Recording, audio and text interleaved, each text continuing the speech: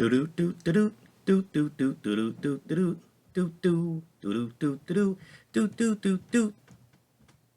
Josh's Order Corner. That's me. Recently, I learned about an author. His name is Don Robertson, and it was a new name to me. It shouldn't have been new. It shouldn't have been new, but it was. Now, this is an author that Stephen King has referenced as an influence, as one of the greatest, and he even published one of Don's books on his Philtrum press.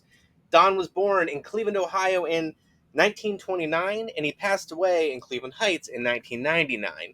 This is his book, Harv, just one of the many novels he wrote. I learned about him because I had the opportunity to check out Zubal Books in Cleveland, Ohio. Oh, it is amazing. It is a warehouse loaded and loaded with millions, literally millions of books. They say that they're the second largest bookstore in the world because they don't want to claim to be the first just in case. Now, Zubal Books, if you go to their website, you can buy online, you can schedule an appointment to go pick things up.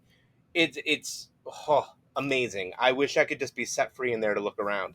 But as I was there looking around, picking up what I found online, rather, the owner of Zubal Books was telling me about how Stephen King had been there in the past, and he was visiting with this guy right here.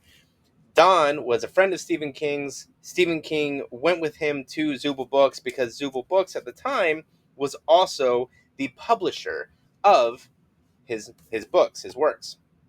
So as he was telling me this story, I was like, well, do you have anything by him I can check out? And I make it sound like a library. Do you have anything by him that I can buy, I can purchase, I can keep forever? And he pulled this down off the shelf. It's called Harv, and I immediately was intrigued and wanted to add it to my list. Now, Stephen King published The Ideal Genuine Man in 1987 through his Philtrum Press. Kind of mentioned that already. But in 1985, he sang his praises for this book right here. This is Harv. I think I already told you that too. I think Harv is one of the best books that Don Robertson, who is America's premier Midwestern novelist, has ever written. I've been a fan of Don Robertson's work since the seventh grade when I stumbled across a copy of his first novel, The 3 Days, in the school library and spent an entire mesmerized weekend with it. He has written some immensely popular books, such as Praise the Human Season and The Greatest Thing Since Sliced Bread. Because he has always celebrated the common truths of life with warmth, humor, and enthusiasm. Harv is no different in this respect. It is by turns hilarious, tragic, brutal, and tender. It is, in other words, brimming over with the stuff of life. I should add that when you pick this story up, it sort of sticks to your fingers. I found it all but impossible to put down. Harv is great fun, but is also a new novel by an American writer whose work lies in the tradition of such great naturalist writers as Frank Norris and Theodore Dreiser. After a hiatus of 6 years, it is good to have Don Robertson back, writing about the American scene in general and his beloved Cleveland in particular, and to have him so decisively back. This is a wonderful novel, and I congratulate his publishers.